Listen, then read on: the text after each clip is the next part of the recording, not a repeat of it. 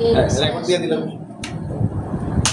Already live হয়ে গেছে বাকারা বাকারা 21 থেকে ও যাওয়ার ربي أعوذ بك من همزات الشياطين وأعوذ بك ربي أن يحضرون بسم الله الرحمن الرحيم ربي اشرح لي صدري ويسر لي أمري واحلل عقدة من لساني يفقهوا قولي ربي زدني علما ربي زدني علما আলহামদুলিল্লাহ সকল কৃতজ্ঞতা সকল প্রশংসা আমাদের প্রতিপালক যিনি আমাদের সকলকে সৃষ্টি করেছেন তার প্রতি আজকেও আবার আপনাদের সামনে দাঁড়ানোর সুযোগ করে দিয়েছেন তার জন্য আল্লাহর কাছে কৃতজ্ঞতা আদায় করছি। আমরা একটি সাবজেক্ট আমাদের সূরা বাকারার 21 নম্বর আয়াতকে আমরা সাবজেক্ট করে নিয়েছি। এখানে একটি শব্দ আছে আবুদু, কিভাবে আমরা আল্লাহর বান্দা হব, আমরা আল্লাহর বান্দা কিভাবে হব বা আল্লাহ কেন আমাদেরকে বান্দা করেছেন, এই বান্দার শব্দটাকেই আমরা এর তাৎপর্য খোঁজার চেষ্টা করব এই আয়াতে। এখান বাকারার 2 নম্বর সূরা 21 নম্বর আয়াত। আজকে আমি আবার একটু সংক্ষেপে শুরু থেকে বলার চেষ্টা করব। আমাদের যেহেতু নতুন শ্রোতা আছেন কয়েকজন আমাদের সামনে, যে কারণে আমরা এই শুরু থেকেই সংক্ষিপ্ত একটু হিন্টস দেব। আমি প্রথমেই আয়াতটাকে তেলাওয়াত করে নিচ্ছি। তো আমরা আল্লাহর কাছে সকলে প্রার্থনা করছি, আমরা নতুন হিসাবে আপনাদের সামনে আমি আয়াতটা পড়ব, এটা বলার চেষ্টা করব, আল্লাহ যদি বলতে দেন, আর বুঝে নেব আমরা আল্লাহর কাছ থেকে। অকুল রব্বি আদখিলনি মুদখিলা সিদকিন ওয়া আখরিজনি মুখরাজা সিদকিন ওয়াজআলনি মিন লাদুনকা সুলতানান নাসিরা। অকুল জাল হক ওয়া জাআকাল বাতিল ইন্নাল বাতিলা কানা যাহুকা ওয়া নুনাজ্জিলু মিনাল কুরআন মা হুয়া শিফাআন ওয়া রাহমাতান লিল মুমিনিন। আল্লাহ বলছেন যে এটা নাজিল হবে, আমাদের এটা এই কোরআন নাজিল হবে আমাদের মুমিনদের বিশ্বাসীদের অন্তরে, এটা নাজিল হবে এবং এটাই অন্তরের সেবা আরোগ্য বা নিরাময়তা এবং এটাই আল্লাহর রহমত। আমরা এই আশা নিয়ে, এই আয়াতকে কেন্দ্র করে এই আশা নিয়ে আমরা এখানে বসছি। আল্লাহ পাক যেন আমাদের উপরে নাজিল করেন এবং আমাদেরকে এর সঠিক বুঝতে দেন। আল্লাহ পাক আমাদেরকে সম্বোধন করে বলছেন ইয়া আইয়ুহান নাস, বাকারার 21 নম্বর আয়াত। ওহে মানুষ, এখানে কিন্তু বিশ্বাসী বলে নাই, আমরা এখনো নাসের মধ্যে আছি। ইয়া আইয়ুহান নাস, ওহে বিশ্বাসী, ওহে মানুষ, ইউবুদু রাব্বাকুম, গোলামি করো তোমার প্রতিপালকের, দাসত্ব করো তোমার প্রতিপালকের। আল্লাযী খালাকাকুম, যিনি তোমাদের সৃষ্টি করেছেন। আল্লাযীনা মিন কাবলিকুম, তোমার আগেও যত মানুষ এসেছে সকলকে তিনি সৃষ্টি করেছেন। লাআল্লাকুম তাত্তাকুন, এতে কেন গোলামি করবে, কেন? লাআল্লাকুম তাত্তাকুন, যেন তোমরা নিজেকে রক্ষা করতে পারো, আত্মরক্ষা করতে পারো। তাত্তাকুন, মুত্তাকি হতে পারো। তো এখন এই যে আমাদেরকে আল্লাহ বলছে, প্রথম আমাকে মানুষ হিসাবে প্রথমেই আমাকে আদেশ করছে যে তুমি আমার গোলামি করবে। সৃষ্টি করেছে কি জন্য? আমার গোলামি করার জন্য। আরেকটা আয়াত আমরা দেখি এই শব্দটাকে কেন্দ্র করে, আবুদটাকে কেন্দ্র করে, আবুদটাকে কেন্দ্র করে, সেটা হলো সূরা জারিয়াত 51 নম্বর সূরা, হ্যাঁ 51 নম্বর সূরা 57 নম্বর আয়াত, 56 নম্বর আয়াতে, হ্যাঁ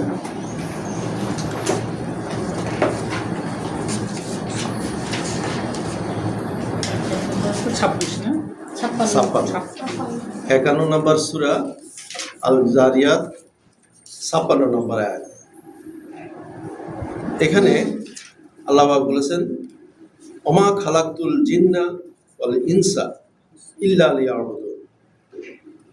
ওইখানে বলছে শুধু মানুষ, শুধু মানুষকে বলছে। এখানে এসে আমরা মানুষের সাথে জিনকেও ইনক্লুড করে দেওয়া হয়েছে। তাহলে আল্লাহ বলছেন যে আমি জিন এবং মানুষকে সৃষ্টি করিনি এই উদ্দেশ্যে যে তারা আমার গোলামি করবে না। তার মানে আমি জিন এবং মানুষকে সৃষ্টি করেছি আমার গোলামি করার জন্য, আমার দাসত্ব করার জন্য, আর আমার আদেশ অনুগত হওয়ার জন্য। তাহলে আমাকে এই দাসত্ব করার জন্য আমাদের সৃষ্টিকর্তা আগে একটা শিক্ষা দিয়েছেন, সেটা হলো কি, আমাকে প্রথম বলছে পড়তে হবে। প্রথম ইকরা 96 নম্বর সূরা পড়তে হবে। তো এখন এই যে জিন এবং ইনস দুজনকে ইনক্লুড করে দিয়েছেন, এর কারণটা কি? আমরা ওই 96-তে যাওয়ার আগে আরেকটা আয়াত আমরা একটু দেখে নেই। সেটা হচ্ছে 36 নম্বর সূরা ইয়াসিন 60 নম্বর আয়াত। এখন বলছে যে শুধু আমার গোলামি করার জন্য। তো শুধু আমরা কি তাহলে অন্য কারোর গোলামি করি? প্রশ্নটা জাগে না? আল্লাহ কেন বলছে যে শুধু তুমি আমার গোলামি করবা? আমি আমার গোলামি করতেছি, আমার গোলামি করতেছি। তাহলে নিশ্চয়ই আমরা কি অন্য কারোর করি? এটা একটু জেনে নেই।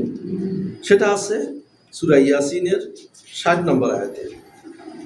এখানে আল্লাহ পাক বলছেন, আলাম আহাদ ইলাইকুম, আমি কি তোমাদের কাছে অঙ্গীকার নেইনি, বা তোমাদের প্রতি কি একটা অঙ্গীকার পাঠাইনি? ইয়া বানি আদম, ওহে আদম সন্তানেরা, আমি কি তোমাদের কাছে একটা অঙ্গীকার পাঠাইনি কি? আল্লাহ তা'বুদু শাইতান, তোমরা শয়তানের গোলামি করবে না। তোমরা গোলামি করবে না শয়তানের। ইন্নাহু লাকুম আদুউম মুবিন, সে তোমাদের দৃশ্যমান শত্রু, সে তোমাদের শত্রু, দৃশ্যমান, মুবিন স্পষ্ট বা দৃশ্যমান। তাহলে এখন আমরা দেখছি, আমাকে যে প্রথম আল্লাহ বলল যে তোমাকে সৃষ্টি করেছি আমি আমার গোলামি করার জন্য, তার মানে আল্লাহ এখন আমাদেরকে জানিয়ে দিচ্ছেন এই যে আমাকে গোলামি করার জন্য তোমাদের থেকে সৃষ্টি করেছি, তোমরা যে এটা করো না, তার মানে তোমরা আরো একজনের গোলামি করো। সেটা আমরা এখান থেকে দেখে নিলাম। তাহলে আমরা গোলামি করি শয়তানের, ওই জন্য আল্লাহ এই কথা বলছেন যে তোমরা গোলামি করবে আমার। ইয়াসিনের 21 নম্বর আয়াতটাকে আমরা দেখতে পারি, এই বিষয় প্রসঙ্গে চলে আসে 22 নম্বরে। সূরা ইয়াসিনের 22 নম্বরে আল্লাহ বলছেন, ওমা লিয়া লা আ'বুদু আল্লাযী ফাতারানি ওয়া ইলাইহি তুরজাউন। ওমা লিয়া, কি হয়েছে আমার কি হয়েছে? ওমা লিয়া, আমার কি হয়েছে? লা আ'বুদু, আমি গোলামি করব না। কি হয়েছে আমার? আমি গোলামি করব না আল্লাযী ফাতারানি, যিনি আমাকে সৃষ্টি করেছেন, উদ্ভাবন করেছেন। এখানে পাতারানি সৃষ্টি আনে, তিনি আমাকে উদ্ভাবন করেছেন। ওয়াইলাইহি তুরজাউন, তার কাছে আমার আবার ফিরে যেতে হবে। তাহলে কিছুই ছিলাম না, সেখান থেকে আমাকে বানিয়েছে। এখানে আমাকে যে বললো যে তুমি প্রথম বললো ইয়া আইয়ুহান নাস, আমরা বাকারাতে, ওহে মানুষ, উ'বুদু রাব্বাকুম, গোলামি করো তোমার প্রতিপালকের। আমার বলছে গোলামি করো তোমার প্রতিপালকের। কেন করবো? আল্লাযী খালাকাকুম, তিনি তোমাকে সৃষ্টি করেছেন, এই জন্য গোলামি করবা। এখন 21 এসে বলছে তিনি আমাকে উদ্ভাবন করেছেন, আমি তো ছিলাম না, কিছুই ছিলাম না, আমার কোনো অস্তিত্বই ছিল না, তিনি আমাকে অস্তিত্বে নিয়ে আসছেন, তারা নিয়ে অস্তিত্বে নিয়ে আসছেন। তাহলে আমার কি হয়েছে, কেন আমি করব না? আমি যদি এখন আমি কেন করব না, তাহলে আমি কার গোলামি করি? আল্লাহ জানা দিচ্ছেন তুমি গোলামি করো, আরেকজন আছে শয়তান, সে তোমাদের দৃশ্যমান শত্রু, দৃশ্যমান, করবো না। তাহলে আমি যখন এই জিনিসগুলো এটা জানলাম যে আমাকে যিনি সৃষ্টি করছেন তার গোলামি বাদ দিয়ে আমি অন্য কারো গোলামি করছি, এবং সেটা তিনি আমাকে দেখিয়ে দিচ্ছেন, জানিয়ে দিচ্ছেন যে সে শয়তান, তারপর তার গোলামি কিন্তু করো না। তাহলে আমার গোলামি করতে হবে আমার রব্বাকুম, যিনি আমাকে সৃষ্টি করেছেন, প্রতিপালন করছেন, সৃষ্টিকর্তা প্রতিপালক যিনি আমার, আমি তার গোলামি করব। কোন গোলামি কিভাবে করব, এখন পর্যন্ত আমরা কিন্তু সেখানে যাইনি। যে এই যে গোলাম করব, গোলামিটা কি, কেন, কিভাবে কিভাবে আমি এটা করব? তাহলে এটার জন্য আমাদেরকে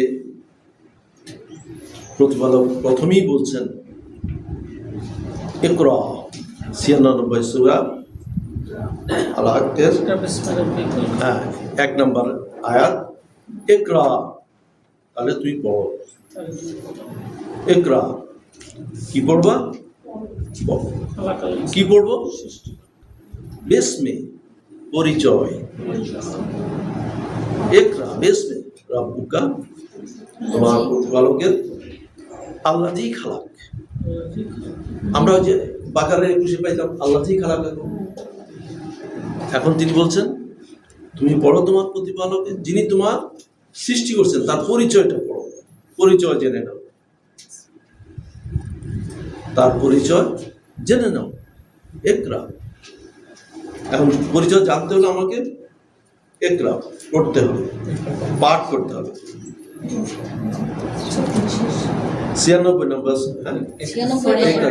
নম্বর সূরা 1 নম্বর আয়াত, সূরা আলাক 1 নম্বর আয়াত, 1 নম্বর আয়াত 1 থেকে 5 নম্বর, 96। হ্যাঁ, আমরা 36-এর 22 থেকে ওখানে 96 গেলাম। হ্যাঁ, আমরা আমরা আমরা লিঙ্ক খুঁজছি যে আমার সিস্টেমটা কি হবে, যে আমাকে যে আমার সৃষ্টিকর্তা বললেন ওহে মানুষ, ইয়া আইয়ুহান নাস উবুদু রাব্বাকুম, গোলামি করো তোমার প্রতিপালকের, আল্লাযী খালাকাকুম, যিনি তোমাকে সৃষ্টি করেছেন, আল্লাযী খালাকাকুম আল্লাযীনা মিন কাবলিকুম, আমার আগেও মানুষ, যত মানুষ আছে সবাইকে সৃষ্টি করেছেন, কেন? লাআল্লাকুম তাত্তাকুন, যেন তোমরা আমাকে ভয় করতে পারো, আমাকে ভয় পাও। কারণ আমি কাউকে চিনি না, কাউকে না, একজনের নাম শুনে কি আমি তাকে ভয় পাবো? তার ক্ষমতা, তার কর্তৃত্ব, তার সম্পর্কে যদি আমার জানা না থাকে, তাহলে আমার মনে ভয় আসবে না, যে যাকে আমাকে ভয় করতে বলছে সে আসলে কে, কেন করবো গোলামি, কেন আমি তার গোলামি করবো? যে কারণে বলছে তুমি বড় তার পরিচয়, ইকরা বিসমে রাব্বুকা আল্লাযী খালাক, বড় তার পরিচয় যিনি তোমাকে সৃষ্টি করে প্রতিপালন করছেন, রব্বিকা আল্লাযী খালাক, প্রতিপালন সৃষ্টি করেছেন, প্রতিপালনও করছেন। কিভাবে সৃষ্টি করছেন? খালাকাল ইনসানা মিন আলাক, আমাকে সৃষ্টি করেছেন অতি ক্ষুদ্র, অতি সূক্ষ্ম বুঝতে একটা ক্ষুদ্র অস্তিত্ব থেকে, আলাক একটা ঝুলে থাকা একটা অস্তিত্ব থেকে, লাইক এ সাবস্টেন্স, একটা ঝুলে থাকা অস্তিত্ব থেকে তিনি আমাকে সৃষ্টি করেছেন। এখন আবার বলছেন ইকরা, আবারও বলছেন 3 নম্বর আয়াতে এসে পড়ো, রব্বুকা আল আকরাম, রব্বুকা ওই যে তোমার প্রতিপালক, তিনি সর্বোচ্চ সম্মানের, তিনিও তার পরিচয় দিচ্ছেন। আমাকে যে গোলামি করব, কেন করব?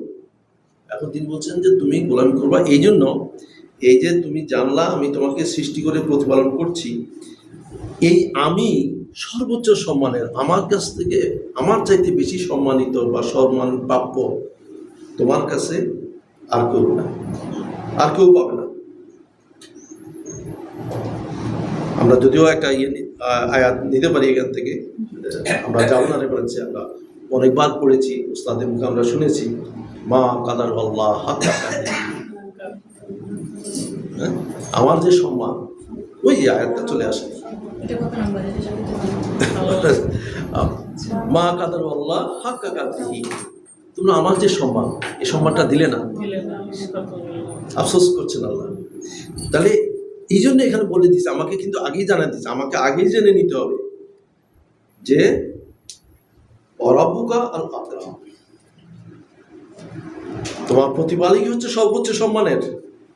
আমি ওই আমার প্রতিপালক ছাড়া আর কাউকে আমি সম্মান দেব না, অত সম্মান দেব না, সর্বোচ্চ সম্মান তার। আল্লাযী আল্লামা বিল কালাম, এই তিনি যিনি আমাকে শিক্ষা দিয়েছেন কলম দ্বারা শিক্ষা দিয়েছেন। তার মানে কি, আমাদের যে এই কিতাব যেটা আমরা এখন পড়তে বলছি আমাকে, এটা ব্ল্যাক অ্যান্ড হোয়াইট লিখিত, কলম দিয়ে শিক্ষা দিয়েছেন, মানে কলম দিয়ে উনি লিখে দিয়েছেন। এখান থেকে আমরা লেখাটা কি মনে করবো, লিখিত কলম মানে তিনি শিক্ষা দিয়েছেন কলম দ্বারা বলতে মানে কলম দ্বারা লিখিত শিক্ষাটা আমার আসছে, কলম দ্বারা লিখিত এই কোরআন কিতাব আমার কাছে, এটা কি লিখিত, আমার সামনে এটা লিখিত। ওই জন্য আল্লাহ আমাকে শিক্ষা দিয়েছেন ব্ল্যাক অ্যান্ড হোয়াইট,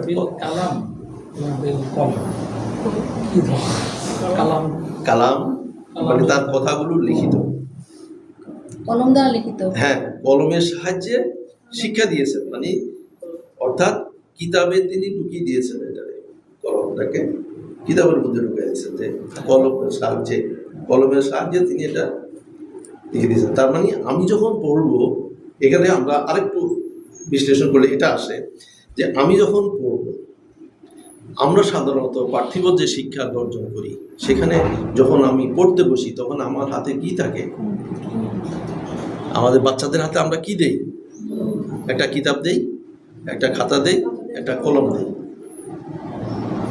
তাহলে যে আমাকে বলছে যে তুমি পড়ো, তাহলে পড়তে হলে তোমার কলম লাগবে, আর আমি এই শিক্ষা দিয়েছি এটা লিখিত,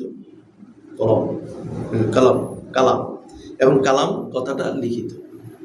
কালাম যদি আমরা কথা নেই, কালাম নেই, লিখিত।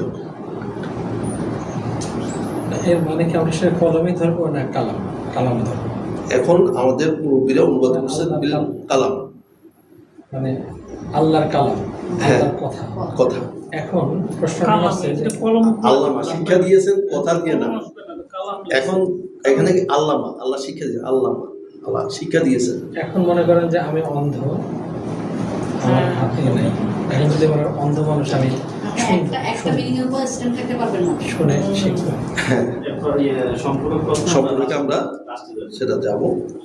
এখন আল্লাহ বলছে আল্লামাল ইনসানা মা লাম ইয়ালাম, যে মানুষ এই শিক্ষাটা এমন এক শিক্ষা, এটা মানুষ কোনোভাবেই জানতে পারত না যদি আমি না শিখাতাম, মা লাম ইয়ালাম, কোনোভাবেই তারা শিখতে পারত না এটা। তো এই পর্যন্তই আমরা এখান থেকে এবার যাচ্ছি। তাহলে আমাদের একটি ধারণা প্রাথমিক তৈরি হলো যে আমি যে গোলামি করব, এই গোলামি কেন করব, কার করব না, দুইটা জিনিস কিন্তু আমরা আজকে গুরুত্বপূর্ণ আমাদের কাছে আসলো। সেটা হচ্ছে আমি কার গোলামি করব আর কার করব না। উনি কিন্তু দৃশ্যমান বলে দিচ্ছে যে সে কিন্তু তোমার শত্রু, তার গোলামি করবে না। তার মানে এই কথা তিনি জানেন যে মানুষ শয়তানেরও গোলামি করে, যে কারণে আমাদেরকে এই জিনিসটা স্পষ্ট করে দিয়েছে। এখন আমরা এই যে গোলামি করব, কিভাবে এটা আমাকে শিখতে বলেছেন, জানতে বলেছেন। সেটার জন্য আমরা বললাম, বলছে আমাদেরকে এটা শিখতে হবে। যে শিক্ষাটা তোমাদেরকে আমি হাতে হাতে কলমে দিয়েছি, ব্ল্যাক অ্যান্ড হোয়াইট লিখিত জানিয়েছি এই শিক্ষাটা। এখান থেকে তোমরা শিক্ষা গ্রহণ করো। এটা হলো কালাম আল্লাহকে। হ্যাঁ, তাহলে আমরা এখানে গিয়েছিলাম সূরা ইয়াসিনের 22 নম্বর আয়াত থেকে। 22 নম্বর আয়াতে এখন আমি আমাকে এখন প্রশ্ন করছি যে আমার কি হয়েছে? কেন আমি গোলামি করবো? অমালিয়া লা আ'বুদু, আমি কেন গোলামি করব না? আল্লাযী ফাতারানি, যিনি আমাকে সৃষ্টি করেছেন, উদ্ভাবন করেছেন। ফাতারানি উদ্ভাবন, ফাতারাস সামাওয়াতি ওয়াল আরদ, আকাশ জমিন সব তার উদ্ভাবন। আমাকে উদ্ভাবন করেছেন, তিনি সৃষ্টি করেছেন। আমি কেন তাহলে তার গোলামি করব না? ইলাইহি তুরজাউন, আমাকে তো আবার তার কাছে সামনে যায় দাঁড়াতে হবে, তার কাছে ফিরে যেতে হবে। আমাকে আবার তার সামনে যায় দাঁড়াতে হবে। এখন আল্লাহ বলছে যে আমার এই যে গোলামি করবা, তোমার আমার যে দাসত্ব করবা, আমাকে যে মেনে চলবা, তোমরা আরো একজনের করো, সেটা হলো শয়তান। তাহলে আমরা জানলাম যে আল্লাহর গোলামি করতে হলে আমার এই কিতাব পাঠ করে, এই কিতাবের শিক্ষা অনুযায়ী তিনি যেভাবে বলেছেন এভাবে আমাকে তার গোলামিটা করতে হবে। তাহলে আমাকে প্রথম যেটা বলছে যে তাহলে আমাকে শিখতে হবে হাতে কলমে যিনি যে শিখে দিয়েছেন, সেটার নাম কি বলছি আমরা? কলম, হ্যাঁ কিতাব। কিতাব, হ্যাঁ, কলম। এখন এটার যদি আমরা আবার লিঙ্ক করি, বাকারাতে যাইয়া আলিফ লাম মিম যালিকাল কিতাব, আমাকে যে পড়তে বললেন প্রথমে যে ইকরা, পড়ো, তাহলে আমি কি পড়বো? আমাকে এখন বলে দিচ্ছেন তুমি এখন পড়ো যালিকাল কিতাব, ওই যে তোমার ওই যে কিতাব, যালিকাল কিতাব লা রাইবা ফি, এর মধ্যে কোনো সন্দেহ নেই। হুদাল লিল মুত্তাকিন, এটা হইলেও তোমার সেই পথ নির্দেশ, এটাই পরিচালনা, এটাই তোমার জীবন নীতি, এটাই তোমার গোলামি। হুদান, এখানেই তোমার সব গোলামি। মুত্তাকিন, যদি তুমি আমাকে ভয় করো, যদি মুত্তাকি হতে চাও, যদি আমার অসন্তুষ্টি থেকে নিজেকে আত্মরক্ষা করতে চাও, তাহলে যালিকাল কিতাব, এটাই তোমার পাঠ্য। এখন কিতাবটি যদি আমরা পাঠ্য বলি, আমাকে পড়তে বলছে, তাহলে পড়ার জন্য আমার পাঠ্য যালিকাল কিতাব, ওই যে কিতাব, এটা পাঠ্য, এটা পাঠ করো। ইকরা, পড়ো, যালিকাল কিতাব, ওই যে তোমার কিতাব, লা রাইবা ফি, এর মধ্যে কোনো সন্দেহ নেই, এর মধ্যে কোনো সংশয় নেই, তুমি এটার মধ্যে কোনো সংশয় রাখবে না। ফি, এর মধ্যে, হুদান, এর মধ্যেই আছে, আবার ফি কে আবার নিলাম আমরা, লা রাইবা ফি একবার নিলাম, পড়লাম যে এর মধ্যে কোনো সন্দেহ নাই, আবার বললাম ফি হুদাল লিল মুত্তাকিন, ফি হুদান, এর মধ্যেই আছে তোমার জীবন নীতি, জীবন পরিচালনার সমস্ত ডাইরেকশন। আমার যে গোলামি করবা এর জন্য যত পরিচালনা এর মধ্যে আছে, এর মধ্যে আছে, এখানেই সমস্ত ডাইরেকশন আছে। তাহলে হুদাল লিল মুত্তাকিন, মুত্তাকিন এখন বলছে এটা এই যে পরিচালনা, এই যে জীবন নীতি, এই যে জীবন বোধ, এটা কার জন্য? মুত্তাকিদের জন্য।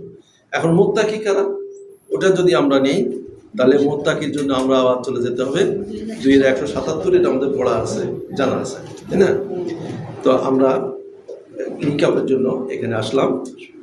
তাহলে মুত্তাকি হতে হলে আমাকে বাকারার 177 পড়ে ওইখানে মুত্তাকি ওগুলো মেনে আমাদেরকে মুত্তাকি হতে হবে। এখন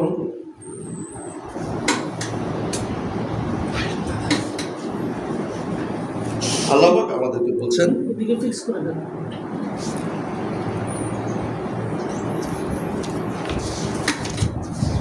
ঈদের 177 করতে যাবো? জি করবেন যদি ঈদের সবাই 177 করবো? কোরআন লাগবে ওয়েল নন ভেরি মাচ। মুখে বলে দেন। পড়েন ওর বললি তো ভালো, এটা তো আচ্ছা অনলাইনে যাচ্ছে আচ্ছা না। যেটা আমরা পড়ে নিই আচ্ছা, হ্যাঁ আচ্ছা। পড়লো ভালো ফুটতে কিছু নাই এটা। হ্যাঁ 177 টাইমটা আধা ঘন্টা টাইম ঠিকঠাক না হাইড নাকি? Hide live video. না আমি বাড়ি যাবো আজকে 1 ঘন্টা করলে কতক্ষণ হয়েছে বিসমিল্লাহির রহমানির রহিম আছে? হ্যাঁ আমরা আগে থেকে প্রিপারেশন নিয়ে আসুন। মুত্তাকি শব্দটাকে দেখার জন্য আমরা আসছি সূরা বাকারা 177 নম্বর আয়াত লাইসাল বিররা আন তুওয়াল্লু উজুহাকুম কিবালাল মাশরিকি ওয়াল মাগরিব তোমরা লাইসাল বিররা আন তুওয়াল্লু উজুহাকুম তোমাদের মুখটাকে পশ্চিম দিকে ফেরাও অথবা পূর্ব দিকে ফেরাও এর মধ্যে কোনো পুণ্য নেই এর মধ্যে কোনো সওয়াব নেই কিবালাল মাশরিকি ওয়াল মাগরিব পূর্ব দিকে অথবা পশ্চিম দিকে ওয়ালাকিন্নাল বিররা উন্নত সেখানে মান আমানা বিল্লাহ বিশ্বাস আনো আল্লাহ তো। একমাত্র মান্যে বিল্লাহ একমাত্র মান্যে বিশ্বাস আল্লাহতে একমাত্র মান্যে ওয়াল ইয়াউমিল আখিরে যেদিন আবার দাঁড়াবো আমরা তার সামনে সেই পরকালে সেই দাঁড়াবার দিনটাতে বিল ইয়াউমিল আখিরে ওয়াল মালাইকাতি আল্লাহ প্রশাসনিক বাহিনী যাদেরকে আমরা ফেরেশতা হিসাবে চিনি মালাইকা মালিক পক্ষের লোক জন্য বলতে পারি আমরা তাদের আল্লাহ মালিক পক্ষের লোক তারা তিনি আমার একমাত্র মান্য তার লোক তাদেরকে আমার বিশ্বাস আনতে হবে তাদের প্রতি বিশ্বাস স্থাপন করতে হবে যে তারা আল্লাহর প্রশাসনিক বাহিনী অল কিতাব সমস্ত কিতাব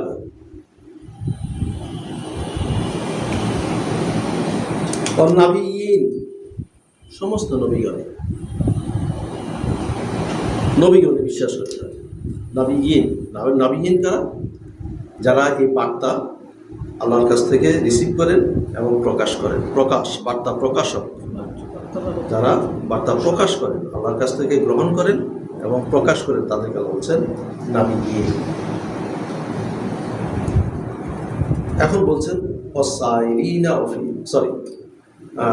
নবীন ওয়াতাল মাল আলা তাহলে আমার প্রথম মুত্তাকি হওয়ার প্রথম যে কন্ডিশনগুলো আল্লাহ দিছে সেগুলো হলো বললো বিশ্বাস করতে হবে একমাত্র মান্যে ফেরেশতাতে কিতাবে নবীগণে আর বড় পরকালে এই পাঁচটা তারপরে এখন বলছে ওয়াতুল মাল আলা হুব্বি আর তোমার যে সম্পদ আমি দিয়েছি তোমাকে যে সম্পদ আমি দিয়েছি যেগুলোকে তোমরা ভালোবাসো আলা হুব্বি যে মাল ধন সম্পদ তোমাকে ভালোবাসো এটা দিয়ে দিতে হবে কাকে দেব যাওয়াল কুরবা তোমার ঘনিষ্ঠজন আত্মীয় স্বজন তোমার সবচেয়ে ঘনিষ্ঠজন তারা আগে তাদেরকে দিবা যাওয়াল কুরবা তারপর হচ্ছে ওয়ালিয়া তামা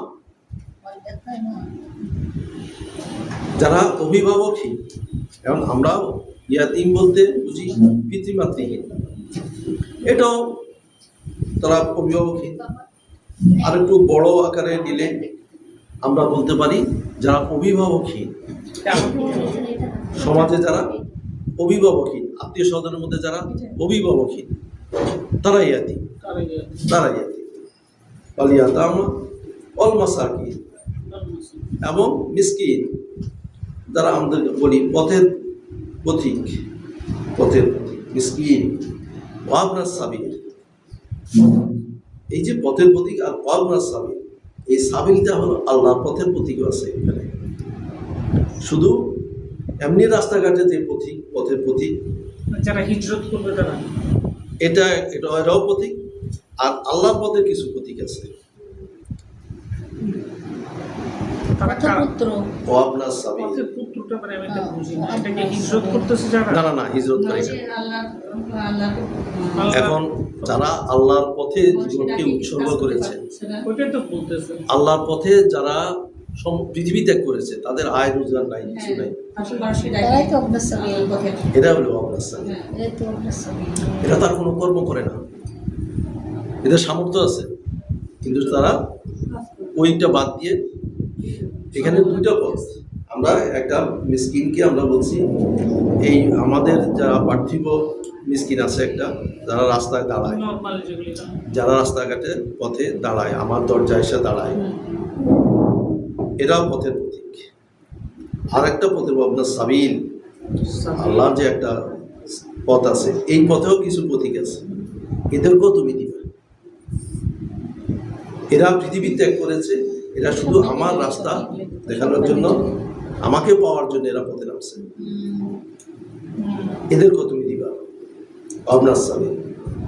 ওয়াসাইলিনা ফি রিকাব, সাইলিনা আফ্রিকা হ্যাঁ। আর কাদেরকে দিবে? চাইতে আসে। এখানে সাইলিন বলতে কৃতদাস, দাস মুক্তির কথা বলা হয়েছে। এখন আমাদের সাইলিন মানে যারা চাইতে আসে। চাইতে আসে, হ্যাঁ, সাইলিনা ফি রিকাব, ওয়াফিল রিকাব মানে শৃঙ্খল মুক্ত করা যেটা। হ্যাঁ। এখন ঋণগ্রস্ত আমরা এটাকে নিচ্ছি, যে তারা ঋণের এখন যেহেতু আমরা শিকলে দাস বন্দী নাই, আছে, যেহেতু কৃতদাস নাই আমাদের সমাজে, আমাদের কিন্তু ঋণগ্রস্ত আছে। ওটাও একটা দাস। ওটাও এক ধরনের কৃতদাসের মতো, যারা ঋণ থাকে ওই ঋণ গ্রহীতার কাছে, যার কাছ থেকে গ্রহণ করছে তার কাছে ওরা কৃতদাসের মতোই। তো বলছে যে এদেরকে দাও, এদেরকে মুক্ত করো, এদেরকে মুক্ত করো। এখন আমাকে বলছে ওয়াকিমুস সালাত। এখন ওয়াকিমুস সালাত, সালাতকে কি আমরা নামাজ দেব? সালাতকে আমরা নামাজ দিতে পারি। আমরা যদি ওই আয়াতটা শেষ করতাম বাকারায়, যে উদালিল মুত্তাকিন আল্লাযীনা ইউমিনুনা বিল গায়ব ওয়া ইয়াকিমুনাস সালাত, এখানে আল্লাহ বলেছেন। এটা আমাদের পুরোটা পড়লে তাহলে এটার সাথে লিঙ্ক হতে ভালো। ওখানে আল্লাহ বলছেন উদালিল মুত্তাকিন, এবং বলছেন আল্লাযীনা ইউমিনুনা বিল গায়ব ওয়া মিম্মা রাযাকনাহুম ওয়া ইয়াকিমুনাস সালাত। তুমি বিশ্বাস আনো অদৃশ্য দিয়ে অদৃশ্যের পরিচালনায়, অদৃশ্য দিয়ে অদৃশ্যের পরিচালনায় বিশ্বাস আনো। তার বলছে ওয়াকিমুস সালাত অমিম্মা, এই যে সংযোগ স্থাপন করো। ওয়াকিমুস সালাতকে আমরা নিচ্ছি, সংযোগ স্থাপন। এই যে আল্লাহ আমাকে বলছেন যে তুমি অদৃশ্য দিয়ে অদৃশ্যের সঙ্গে সংযোগ স্থাপন করো, তাহলে এই সংযোগ স্থাপন করো ওয়াকিমুস সালাত। এখন তুমি সংযোগ স্থাপন করো ওই অদৃশ্য দিয়ে অদৃশ্যের সঙ্গে, তাহলে ওইখান থেকে আমরা তোমাকে যে জীবিকা দিব, জীবন ভোর দিব, অমিম্মা রাযাকনাহুম ইউনফিকুন। তারপরে আবার বলছে আল্লাযীনা ইউমিনুনা বিমা উনজিলা ইলাইকা, বিশ্বাস আনো আবার যে এই যে কিতাব তোমাকে যে আমি বলছি যে ওই যে তোমার হাতে যে কিতাব, ওই কিতাব তাহলে তোমার কাছে এখন উনজিলা হবে, ক্রমান্বয়ে নেমে আসবে, ইলাইকা তোমার উপরে নেমে আসবে। ওমা উনজিলা মিন কাবলিক, যেমন নেমে আসছিল তোমার আগে বিশ্বাসীদের প্রতি। আমরা যে শুরুতে আল্লাহর কাছে সাহায্য ছিলাম, অনুনাজ্জিলা মিনাল কোরআন মা হুয়া শিফান রাহমাতান লিল মুমিনিন, অনুনাজ্জিলা মিনাল কোরআন নেমে আসবে। এটা কোথা থেকে আসবে? এই কোরআন থেকে, এই পাঠ্য থেকে। এই পাঠ্য থেকে এটা এখন নাজিল হবে ক্রমে ক্রমে, এই পাঠ্য থেকে, এই কোরআন থেকে এটা নেমে আসবে, ক্রমে ক্রমে নেমে আসবে। মানে আমরা যখন পাঠ্যে পাঠ করব সেই সময়টা নেমে আসবে। সেই সময় এটা নেমে আসবে, সেই সময়টা নেমে আসবে। কি জন্য নেমে আসবে? শেফা হিসাবে, কারণ আমার অন্তরে ব্যাধি আছে, এটা শেফা হিসাবে আমার কাছে এটা যখন আসবে তখন আমার ওই অন্তরের রোগটা চলে যাবে, শেফা। আর রাহমা, এবং আসবে আল্লাহর করুণা হিসেবে। কার জন্য? লিল মুমিনিন, বিশ্বাসী। আমাকে কি বলছে? বিশ্বাস আনো, আল্লাযীনা ইউমিনুনা, বিশ্বাস আনো, বিল গায়ব, অদৃশ্যের পরিচালনায়, অদৃশ্য দিয়ে অদৃশ্যের পরিচালনায়। বিশ্বাস আনো, তাহলে এটা কি হবে? ওয়াকিমুস সালাত, অদৃশ্যের সঙ্গে অদৃশ্যের একটা সংযোগ স্থাপন করে, যোগাযোগ স্থাপন করে। এই যোগাযোগ যখন স্থাপন হবে তখন আমি তোমাকে, আমার সাথে আপনার যখন যোগাযোগ হবে তখন একটা লেনদেন হবে।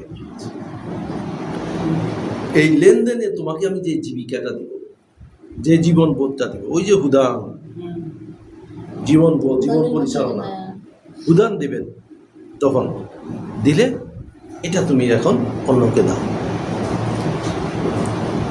এটা তুমি অন্যকে দাও। এখন আবার আল্লাহ বলছেন আবারও বিশ্বাস হলো, যেটা নেমে আসবে তোমার কাছে আসবে, যেরকম তোমার আগেও আসছিল। মিন কাবলিকুম আল্লাহ মিনুনা বেমা উনজিলা ইলাইকা ওয়া উনজিলা মিন কাবলিক, তোমার আগেও যেটা নেমে আসছিল এরকম, এটা তুমি বিশ্বাসে রাখতে হবে।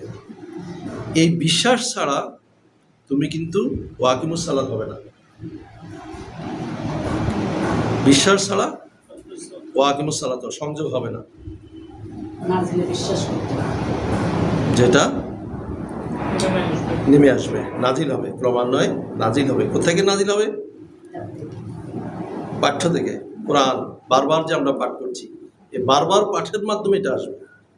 অনুনাজ্জালা মিনাল কোরআন, এই পাঠ্য থেকে বারবার যে তুমি এটা পাঠ করছো, এখান থেকে আসবে। এখন এখান থেকে বলতে আমরা দুটো দিকে নিতে পারি, যেহেতু এটা আমি যখন পাঠ করছি তখন এটা কোরআন, এটাকেও ধরতে পারি। এখান থেকে আমার বুঝতে আসবে, আমার অন্তরে নাজিল হবে। অথবা এটাকে আল্লাহ বলছেন যে এটা আমার কাছে সংরক্ষিত আছে উমুল কোরআন হিসাবে, লৌহে মাহফুজে নেমে আসবে। আল্লাহ বলছে না যেটা আমি লোহে মাঝে 59 নম্বর সূরা 22 নম্বর আয়াতে, 89 নম্বর সূরা, হ্যাঁ, যে লৌহে মাহফুজ সংরক্ষিত আছে, তাহলে সেখান থেকে নেমে আসবে। মূল কবি তো ওইখানে, এটা নেমে আসবে। কারণ আমাকে বিশ্বাস করতেছে ফেরেশতায়, মালিক পক্ষের লোকজন, এবং মালিক পক্ষের লোকজনকে আমরা ওই সূরা ফাতিরে 35 নম্বর সূরা আমরা পড়েছি যে 4 পাখা 2 পাখাওয়ালা 3 পাখাওয়ালা 4 পাখাওয়ালা ফেরেশতা আছে। 2 2 3 3 4 4। তাহলে এরা কি কাজে আছে? এরা আল্লাহর কোন কাজে লিপ্ত? মেসেঞ্জার। এরা আল্লাহর কোন কাজে লিপ্ত? এরা আল্লাহর এই কাজে লিপ্ত। ইমার্জেন্সি পাঠানোর জন্য তাদেরকে এই শক্তি, এই যে পাখা মানে এক একটা শক্তি, 2 পাখাওয়ালা যার শক্তি, 3 পাখাওয়ালা তার শক্তি আরও বেশি, 4 পাখাওয়ালা তার শক্তি আরও বেশি। যাকে যত দ্রুত আমার পৌঁছানো দরকার তত আমি সেই ফেরেশতাকে আল্লাহ ব্যবহার করবেন। তাহলে আল্লাহ বলছেন এটা নেমে আসবে। এখন এই যে আমরা ওইখানে আল্লাহ আমাদেরকে দেখলেন আখিরা তুমি কেন, যে পরকালে যে বিশ্বাস, পরকাল যে আছে, আবার দাঁড়াতে হবে যে আমার সামনে, ওইটাতে নিশ্চিত থাকো। এটাও বিশ্বাস অন্তত এটা নিশ্চিত যে পরকাল আছে, নিশ্চিত। তো এখন আবার ওই ওয়াকিমুস সালাতকে এখন আল্লাহ এখানে বলছেন মুত্তাকি হতে হলে তোমাকে এই যে পূর্ব দিকে ফিরাও আর পশ্চিম দিকে ফিরাও, এর মধ্যে তুমি কিছু পাবা না। তুমি পাবা কিসে? আমানা বিল্লাহি ওয়া মালাইকাতিহি ওয়া কিতাবি, এখানে আছে আল কিতাব আল নাবিয়িন, এইটাতে বিশ্বাস 177। তারপরে আর কি করতে হবে? আতুল মালাহুবি, তোমাদের যে ধন সম্পদ যেটাকে তোমরা ভালোবাসো এটা দিয়ে দিতে হবে। কাদেরকে দিতে হবে সেটার কথা বলে দিলেন, হাতওয়ারি বলে দিলেন। বিয়ের দরবে এইটা, এই কাজটা করার পরে এখন বলছে ওয়াকিমুস সালাত, এখন তুমি আমার সাথে সংযোগ স্থাপন করো, অনুশীলন করো, আমাকে এখন চেষ্টা করো, এই কাজগুলো করে এখন আমাকে সাথে যুক্ত হওয়ার চেষ্টা করো, ওহির অনুশীলন করো, সংযোগ স্থাপন অনুশীলন করো। ওহির অনুশীলন করলে আমার সাথে সংযোগ স্থাপিত হবে। ওয়াকিমুস সালাত ওয়া আতাজ যাকাত, এই সংযোগ স্থাপন করে এখন কি করবা? দাও। এই যে সংযোগ স্থাপন করলাম, করার পরে এখন ওয়াতু, এখন দাও কি? নিবেদনটা তোমার দাও। তোমার কি কি নিবেদন আছে এখন দাও। আমার সাথে যখন সংযোগ হলো, যুক্ত হলো, হওয়ার পরে আমার তো নিবেদন আছে। কি নিবেদন আছে? আল্লাহ, আমি তো এতদিন কিছু জানতাম না, আমি তো ভুল করেছি। তুমি কইছো তোমার গোলামি করতে, কারণ আমি তো গোলামি করতেছি শয়তানের। তাহলে আমাকে এই যে পরিশুদ্ধ হওয়া, আমার ওইখান থেকে ফিরাও, আমার নিবেদন এখন এটা তোমার কাছে। ওয়াতু যাকাত, দাও নিবেদন পরিশুদ্ধির। আমরা এই নিবেদন করো পরিশুদ্ধির, কারণ ওয়াতু শব্দের দাও, আনো, তাহলে এখন তুমি দাও। আমার সাথে যখন যুক্ত হলাম, যুক্ত হওয়ার পরে তুমি যে এখন যে জীবনবোধ পেলা, যে হুদানটা পেলা, যে রিজিকটা পেলা, রাজাক না কম, এটা দিয়ে আগে আমাকে দাও। কি দিবা? তোমার নিবেদনটা দাও। তুমি এখন নিজেকে নিবেদন করো, তোমার পরিশুদ্ধ নিবেদনটা আমার কাছে প্লেস করো। ওয়াকিমুস সালাত ওয়াতুজ যাকাত আল মাফুনা বিআহাদিহিম ইজা আহাদ। আর কি করো? আমার সাথে যে একটা অঙ্গীকার ছিল তোমার, আজকে সারাদিন আমরা যে অঙ্গীকার নিয়ে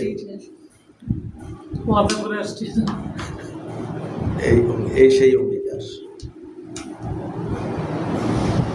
তোমার সাথে যে আমার একটা অঙ্গীকার ছিল, আলাস্তু বিরব্বিকুম,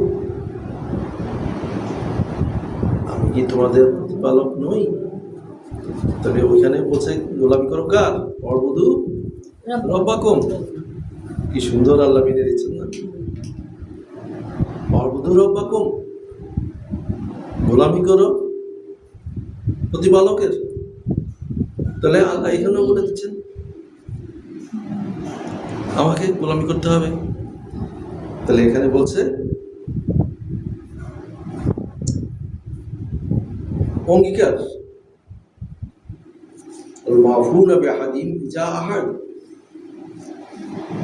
তোমার কাছে যে আমার অঙ্গীকার, আমার সাথে যে তোমার অঙ্গীকার, এটা এখন তুমি রক্ষা করো, এটা পালন করো।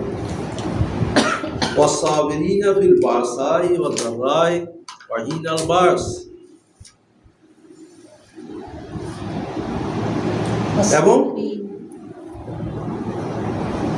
দরিদ্র, এখন বলছে তুমি সুসময় হোক আর দুঃসময় থাক, তুমি যেই অবস্থায় থাকো, তোমার সচ্ছল অবস্থায় থাকো আর অসচ্ছল অবস্থায় থাকো, তুমি ভালো অবস্থায় থাকো অথবা খারাপ অবস্থায় থাকো। এখন এই অবস্থা দুটেই হতে পারে। এই অবস্থা ধন সম্পদ দিয়েও হতে পারে, যে তোমার টাকা পয়সা আছে, অথবা টাকা পয়সা না, ধন সম্পদ নাই, অথবা তোমারকে যে জীবনবোধ আমি দিয়েছি, এটাও একটা সম্পদ। এটাই হলো সবচেয়ে আল্লাহ। এটা কথাই আমার কাছে মনে হয় যে এই যে তুমি যে অবস্থায় থাকো, তোমার যে অবস্থায়, মানে তোমার যে অবস্থান যাই হোক, তুমি যতটুকু জানো, তুমি যে আমার সাথে যোগাযোগ করার, সংযোগ স্থাপন করার পরে তোমাকে যে আমি দিলাম একটা রিজিক, জীবনবোধ দিলাম, একটা উদান দিলাম। উদান দিন আমরা কেন এটা করছি? উদান পাওয়ার জন্য, উদালিল মুত্তাকিন, পথ পরিচালনা পাওয়ার জন্য। এখন তুমি যেটুকু পাইছো, এখানেও আমি বলতে পারি যে আমি তো, আমার ওস্তাদ তো আলহামদুলিল্লাহ, আমরা মনে করি, বিশ্বাস করি এটুকু, ওনাকে আল্লাহ পুরো একটা জীবনবোধ ওনাকে দিয়েছেন।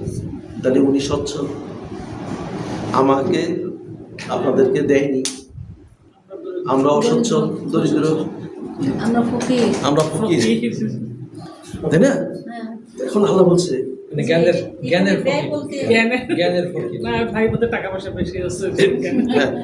এখন আল্লাহ আমাদেরকে যদি বলতে দেয় যে এই যে তুমি সচ্ছল অবস্থায় থাকো আর অসচ্ছল অবস্থার মধ্যে থাকো, তুমি সংকীর্ণ অবস্থায় থাকো অথবা বিপদের মধ্যে থাকো, এই যে একটা অবস্থান তোমাদের, তুমি যেই অবস্থায় থাকো, তোমার কাছে যেটুকু আছে এটুকু দিয়ে দাও। তোমার কাছে যেটুকু আছে, যেমন ভাই বলেন যে অনেক সময় যে একজন এসে চাইছে, পকেটে হাত দিয়ে না দেখে যা আছে না দেখে দিয়ে দেয়। একজন এসে আমার দরজা বা আমার সামনে এসে দাঁড়ানো, না দেখে পকেটে হাত দিল, পকেটে হাতের মধ্যে যা উঠলো পয়সা বাইরে দিয়ে দাও। এখন তোমার আমার পকেটে যা আছে আল্লাহ বলছে তোমাকে তো আমি ওই জন্যই বলেছি তোমার কাছে থাকুক যতটুকু আছে, সচ্ছল অবস্থায় থাকো আর অসচ্ছল অবস্থায় থাকো, যে অবস্থায় তুমি থাকো এটা তুমি দাও, এখান থেকে দাও, এখান থেকে তুমি দাও। আর 3 নম্বরের এই ব্যাপারটা হচ্ছে যে উর্দুর ব্যাপারে পড়ার পরে যে আল্লাহর তরফ থেকে যে আপনি যা বুঝতে পারলেন, এখন আরেকজন কিছুই জানে না, সে তো ফকির, আর তার দিতে হচ্ছে কাকে? পথের পুত্র, মিসকিন। এখন মিসকিন দুইটা অর্থ আমরা নিতে পারি মিসকিনের, যার টাকা পয়সা নেই সেও মিসকিন, যার আল্লাহর ওহির জ্ঞান নেই সেও মিসকিন, সে বড় মুসলিম। সে বড় সে মিসকিন। বেশি ফকরিমে যে সুখ আছে আমি এখন আমাদের আল্লাহর কাছে আমাদের বুঝতে চাইতে হবে যে এরা কারা। এখান তো আমাদের বোঝার আছে, আল্লাহ আমাদেরকে যতটুকু দিচ্ছে আমরা সামনে রাখছি, যেভাবে আমাদের ভাবতে হবে যে মিসকিন আল্লাহ বলছে যে পথের পথিক। এখন এই পথটা কোন পথ? পৃথিবীর পথ না আল্লাহর দিকে যে পথ, আল্লাহ দিকে আমাদেরকে ডাকছেন, উদান পথের পরিচালনা। আমরা কি খুঁজছি? পথের পরিচালনা করছি, কারণ আমাকে গোলামি করতে হবে, ওই জন্য আমরা ওটা খুঁজছি, এখানে আসছি পথের পথিক। উদান খুঁজি, উদাহরণ মুত্তাকিন, আমি যে মুত্তাকি হব। আমরা এই আয়াতটা পড়ছি কি দেখতে আসছি? এই আয়াতের মধ্যে মুত্তাকি। এখন বলছে যে এই তুমি সচ্ছল হও আর অসচ্ছল হও, ধনী হও দরিদ্র হও, জ্ঞান যতটুকু আছে ওইটুকু, আর যদি পরিপূর্ণ থাকে সবটুকু যা আছে দাও। তারপরে এর মধ্যে এই বিষয়টার মধ্যে হ্যাঁ। কি একটু আরো একটা কথা থাকে না যে তুমি সচ্ছল অবস্থায় থাকো আবার অসচ্ছল থাকো না কেন, তুমি অবিচল থাকো। হ্যাঁ, এই যে অবিচল অবিচলের কথাটা এখানে আছে ভাই না। বাতিলের বাস সংগ্রাম। এখন বলছে উলাইকা আল্লাযীনা সাদাকু, এরাই হচ্ছে সত্যের সত্যায়নকারী, সত্যের সঠিক, সত্যপন্থী, সত্যকে সৎপথের পথিক, সত্যের সত্যায়নকারী। উলাইকা আল্লাযীনা সাদাকু। আমরা সাদাকু আমাদের ওস্তাদের কাছে আমরা শিখছি, ওস্তাদ বলে সত্যকে সত্য দিয়ে সত্য জেনে, সত্য মেনে, সত্যকে সত্য বলে স্বীকার করা। স্বীকার করা। আমাকে আগে সত্য জানতে হবে, তারপরে এটা আমি মানতে হবে, সত্য জেনে সত্য মেনে এই সত্যকে সত্য বলে আমি স্বীকৃতি দেব। এরা হলো সাদাকু, সত্যের সত্যায়নকারী, যেটাই সত্য। এখন আল্লাহ আমাদের যদি ইয়াতে বুঝতে দেন যে আল্লাহ বলছেন যে তুমি পূর্ব পশ্চিমে মুখ ফেরাইলে কোনো পূর্ণ পাবা না, তোমাকে এই কাজ করতে হবে, তাহলে তুমি সত্যের সত্যায়নকারী। এই কথাগুলো কি আল্লাহর কথা? সত্য পরিচয় বলতে আমরা বলছি পড়ো, আমরা এখন পড়ার মাধ্যমে পেলাম যে এই কথাগুলো আল্লাহ, এবং এগুলো আল্লাহ আমাকে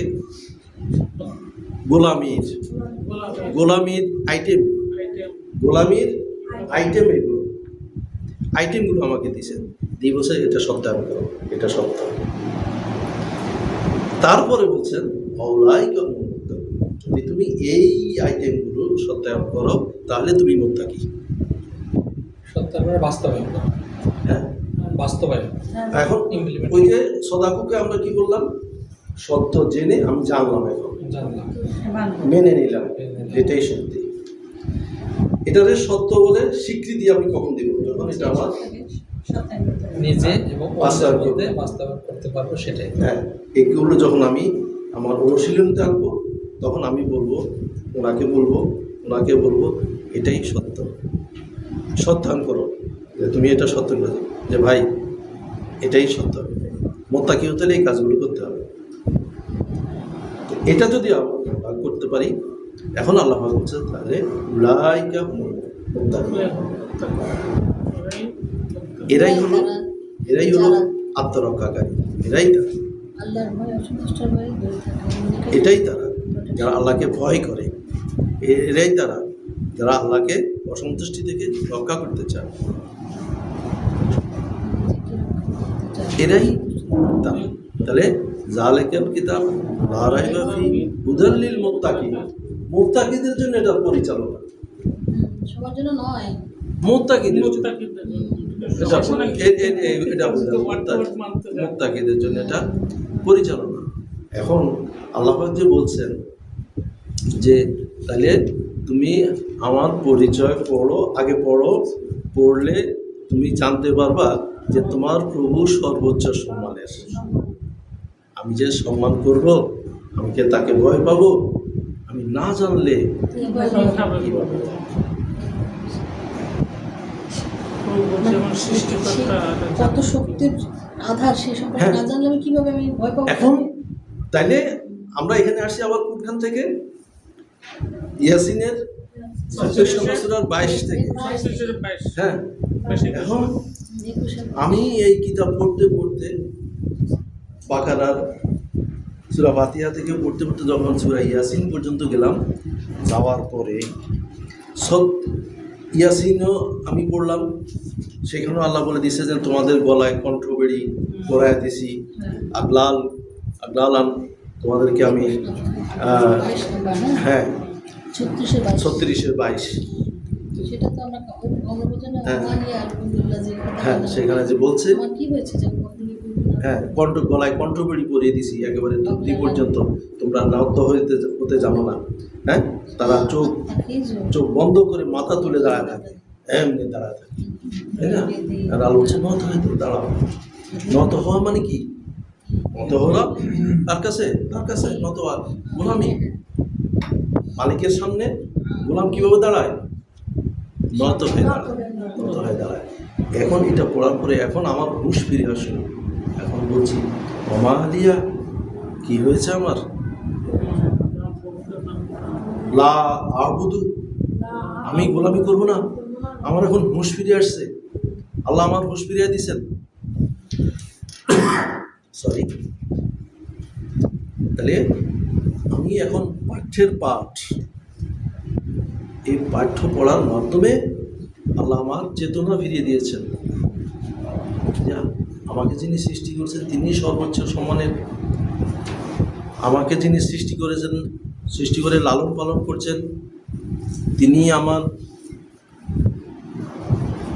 মালিক, একমাত্র মান্য, আমান্না বিল্লাহ, একমাত্র মান্য তিনি। তাহলে এখন আমার কি হলো? আমি কেন তার গোলামি করবো না? মা আলিয়া, কি হয়েছে আমার? লা আবুদু, আমি গোলামি করব না, আমি করব না তার দাসত্ব।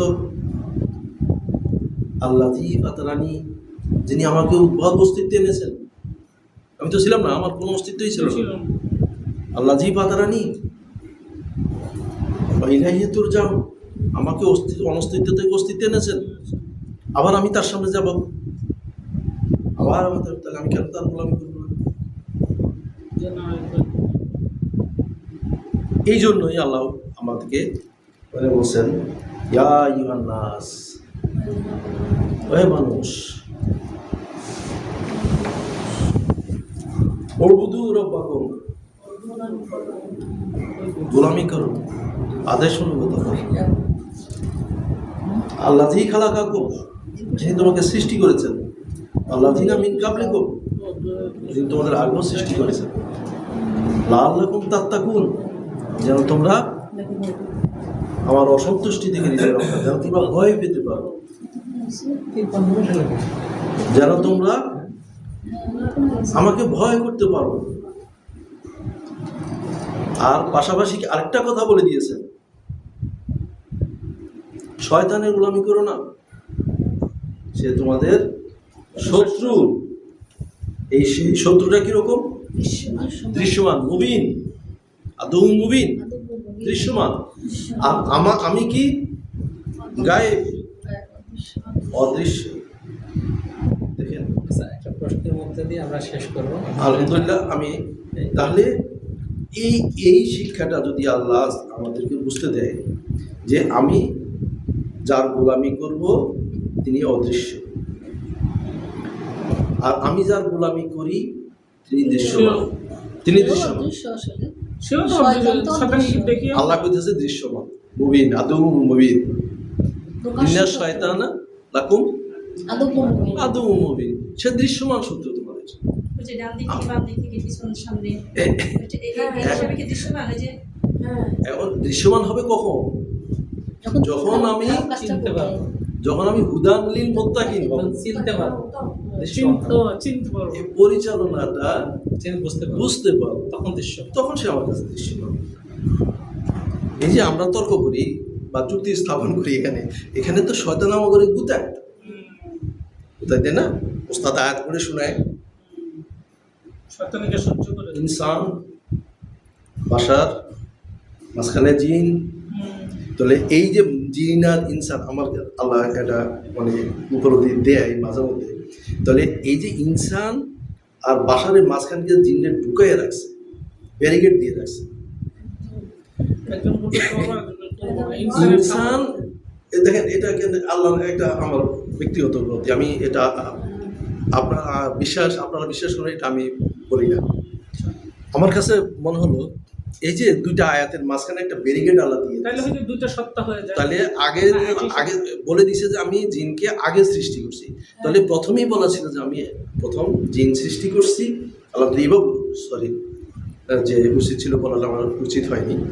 যে আল্লাহ বলতে পারতেন যে আমি জিনকে আগে সৃষ্টি করেছি, তারপর ইনসান সৃষ্টি করেছি, তারপরে বাশার সৃষ্টি করেছি। এই কথাটা না বলে আল্লাহ এভাবে বলছেন যে আমি প্রথমে ইনসান সৃষ্টি করছি। এই কথাটা আগে প্রথম বলছেন, ইনসান সৃষ্টি করছি, বলছেন তার আগে আমি জিন সৃষ্টি করছি আগুনের উত্তাপ থেকে। কথাটা মাঝখানে বলে তারপরে বলছেন বাশার সৃষ্টি করছি।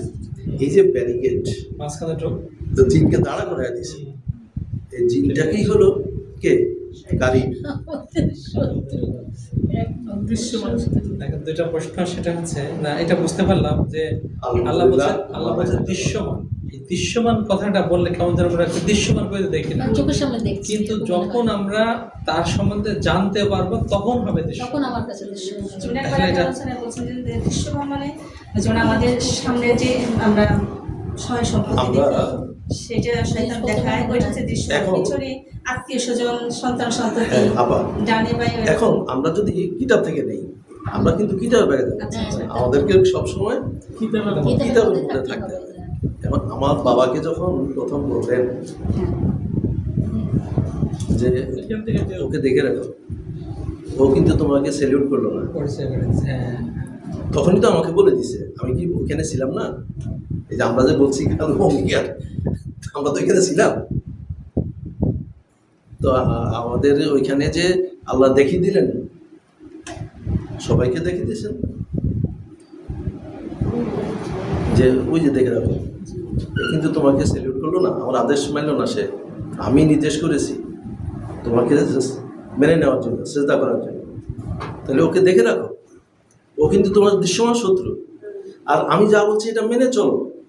ওই খালি একটা গাছের কাছে যেও না, সাজারা একটা গাছ, ওই গাছের নিকটবর্তী হ্যাঁ। যেও না। না যাও জগাল।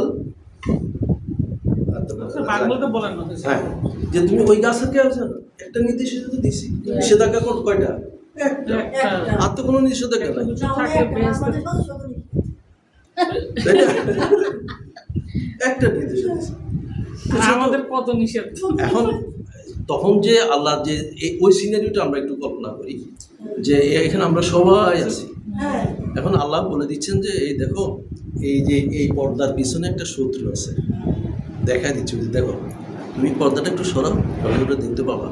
ওই যে পিছনে একটা ওইটা দাঁড়ায় আছে, ও তো আর শত্রু। আমরা কিন্তু দেখলাম সবাই, যখন এটা সরাই দিলাম আমরা সবাই দেখলাম যে হ্যাঁ দৃশ্যমান শত্রু।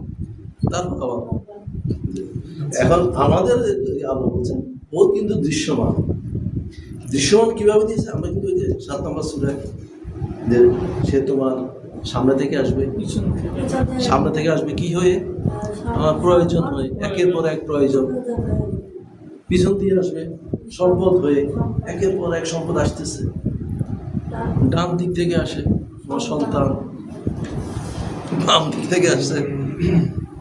দৃশ্যমান না? কারণ আল্লাহ বলছে এই পৃথিবীটা তোমাদের জন্য ধোঁকা। এই যে সম্পদ ছাড়া কিছু দেখো, এই যে সোনা রূপা, হ্যাঁ, যত সবই ধোঁকার আয়োজন তোমাদের জন্য। তাহলে এটাই তো সন্তান, শয়তান, এগুলোই তো শয়তান।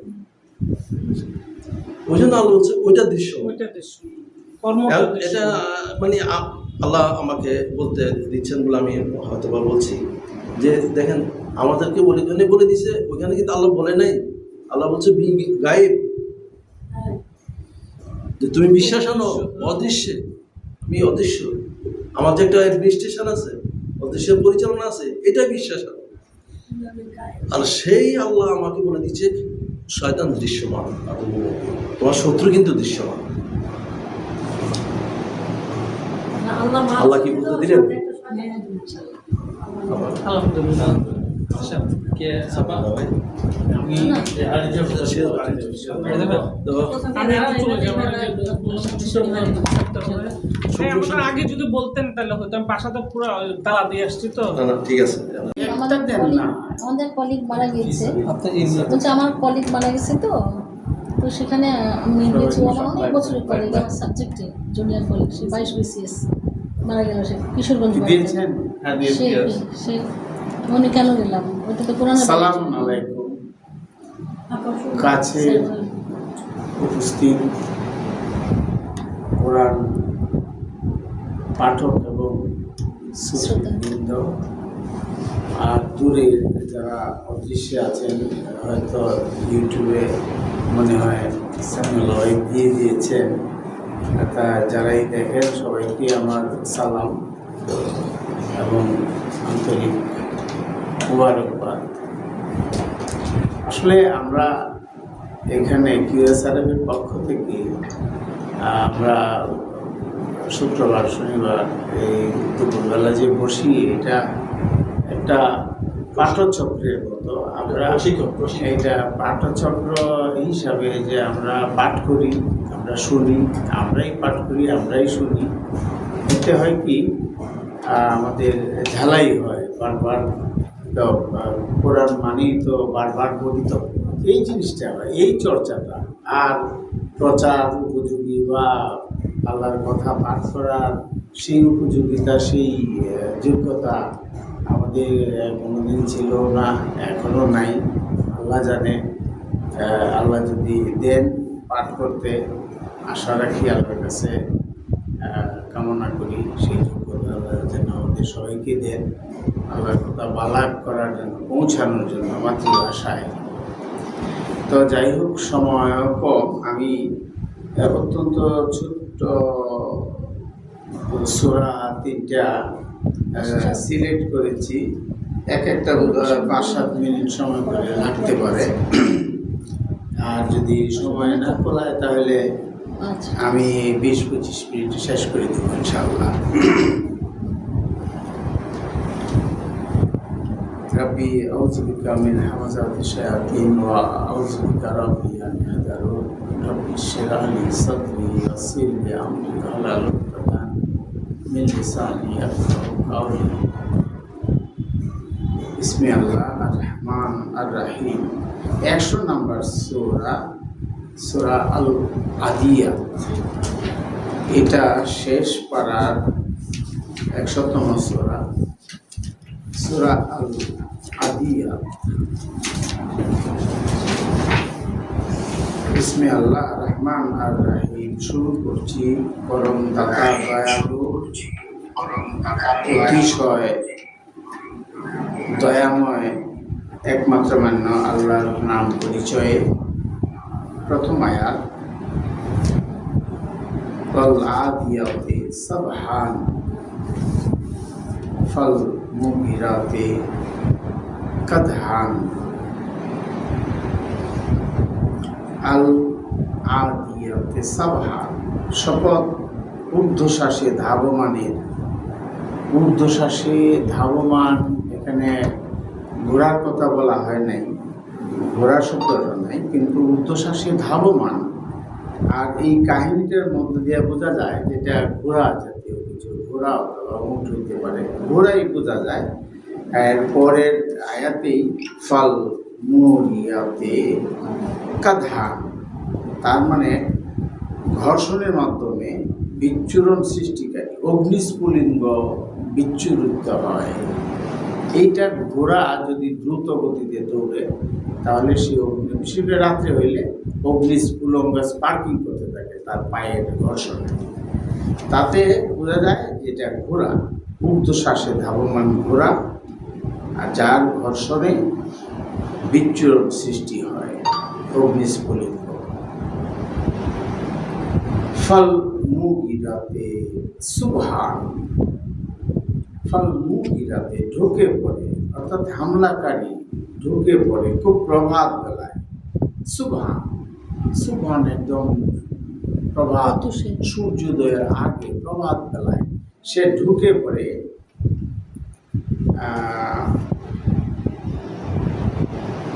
হামলা করে। তো ওই হামলাকারী এটা লুটপাটের উদ্দেশ্যে, আরবের কালচারে এই জিনিসটা ছিল, সেটা হলো যে তারা লুটপাট করত, কোনো একটা জমায়েতের মধ্যে ঢুকে পড়ত। তো এইটা ছিল, ইতিহাস থেকেও পাওয়া যায়। আর লুটপাটটা এইভাবেই হয়, হঠাৎ করে ঢুকে পড়া দ্রুত গতিতে। তো এটা যে ঘোড়াকে এইভাবে ঊর্ধ্বশ্বাসে ছুটিয়ে নেওয়া হলো, সে যায় তো প্রভুর আদেশে। মূল কথা 4 নম্বর আয়াত, ফা আসরনা বিহি নাকআত, সে ঘোড়ায় ধুলিবালি যখন যায় তখন ধুলিবালি উঠতে থাকে। এটা বোঝাচ্ছে যে তার যাওয়ার যে গতি, দ্রুত গতি, দ্রুত ধাবমান, ধুলাবালি উড়ায়। ফা ওয়াসাতনা বিহি জামআন, তারপরে সে ঢুকে পড়ে এবং অবস্থান নেয় কোথায়, একবারে জামআন, তার যেখানে একত্র মানুষ যেখানে, সেখানে একটা জমায়েতের মধ্যে সে ঢুকে পড়ে। তো এইটুকু বলার পরে 5 নম্বর আয়াতে বলছে যে ইন্নাল ইনসানা লে রাব্বিহি লাকানুত, বলছে লাকানুত, লাকানুত হলো অকৃতজ্ঞ। লাকানুত অকৃতজ্ঞ। নিশ্চয়ই মানুষ তার সৃষ্টিকর্তার প্রতি, তার প্রতিকার পালকের প্রতি অকৃতজ্ঞ। এই আগের 4খানা আয়াত দিয়ে যেটা বোঝানো হয়েছে, যেটা আল্লাহ আমাকে বলতে দিয়েছেন, সেটা হলো যে জীবনের মায়া, তার নিজস্ব স্বার্থ, লাভালাভ এগুলি কিছুই নাই। প্রভু হয়তো তাকে কিছু খাইতে দেয়, তার লালন পালন করে। তো এরা এরকম করে যে জীবনের ঝুঁকি নিয়ে ঊর্ধ্বশ্বাসে ছুটা, মানে তো একবারে শরীরের সর্বশেষ শক্তি দিয়া ঘোড়া ছুটে। এরপরে কি হবে কি না হবে এটা সে চিন্তা করে না, সে মালিকের প্রতি কৃতজ্ঞ, মালিকের অর্ডার সে জীবন দিয়ে সে মেনটেন করে। এই 5খানা আয়াত বলার পরেই আল্লাহ বলছেন যে নিশ্চয়ই মানুষ হলো অকৃতজ্ঞ তার রবের প্রতি। তো তার রবের প্রতি অকৃতজ্ঞ,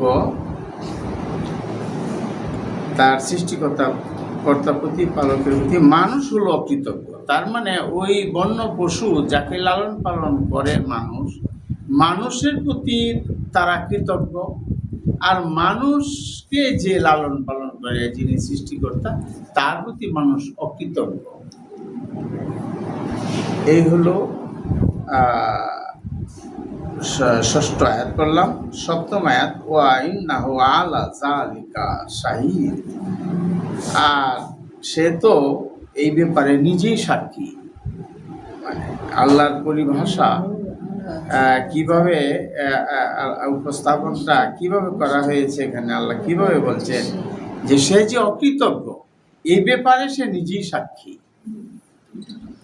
সে নিজেই সাক্ষী, এই কথা বলছেন। ওয়া ইন্নাহু লিহুব্বিল খাইর লাশাদীদ, আসলে নিশ্চয়ই সে হলো সম্পদের ভালোবাসায় আক্রান্ত বা আচ্ছন্ন। এইটা সে নিজেই সাক্ষী। প্রত্যেক মানুষ জানে যে যে সম্পদের পিছনেই দৌড়ে মানুষ, এবং সম্পদের ভালোবাসা আমাদের সবারই আছে। আমরা যারা চিন্তা করবো এই ব্যাপারে, আমরা প্রতিদিন দৌড়ি ছুটি মূলত টাকা পয়সা, অর্থ সম্পদ, এগুলোর জন্যই দৌড়াদৌড়ি সব। তাহলে এই যে ভালোবাসা, এটাকে বলা যায় যে সম্পদের ভালোবাসায় আক্রান্ত। এটা একটা আক্রান্ত রোগ বিশেষ, আক্রান্ত।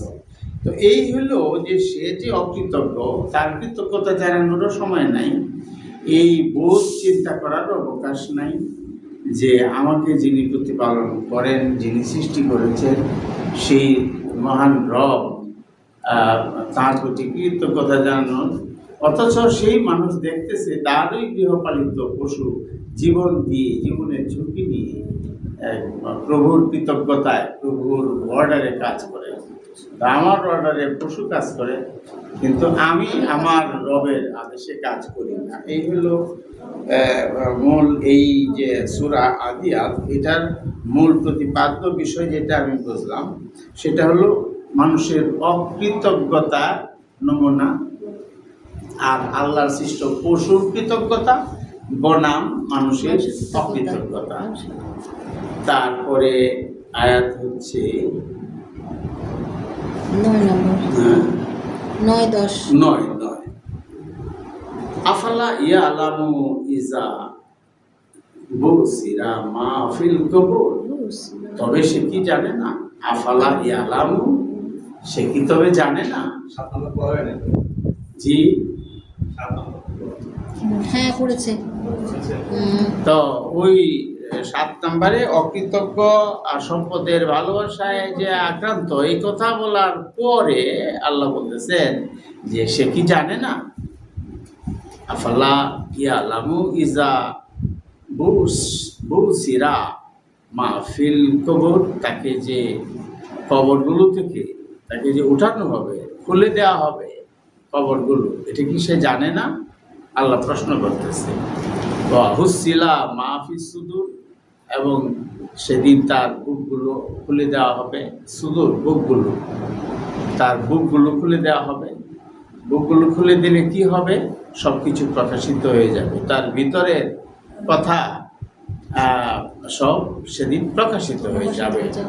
ইন্না রাব্বাহুম, নিশ্চয়ই তাদের সৃষ্টিকর্তা প্রতিপালক, বিহিম ইয়াউমাইযিন লাকাবির, নিশ্চয়ই সেদিন তাদের সৃষ্টিকর্তা, আমাদের আমাদের সৃষ্টিকর্তা প্রতিপালক আমাদের সম্পর্কে সেদিন তিনি হবেন লাকাবির, তিনি লাকাবির পর্যবেক্ষক, এবং তিনি অবহিত থাকবেন আমাদের ব্যাপারে, পর্যবেক্ষণ করবেন। সেদিন যেদিন কবর খুলে দেওয়া হবে, সেদিন যেদিন আমাদের বক্ষগুলি খুলে দেওয়া হবে, সেদিন তিনি দেখবেন, তিনি পর্যবেক্ষণ করবেন সরাসরি।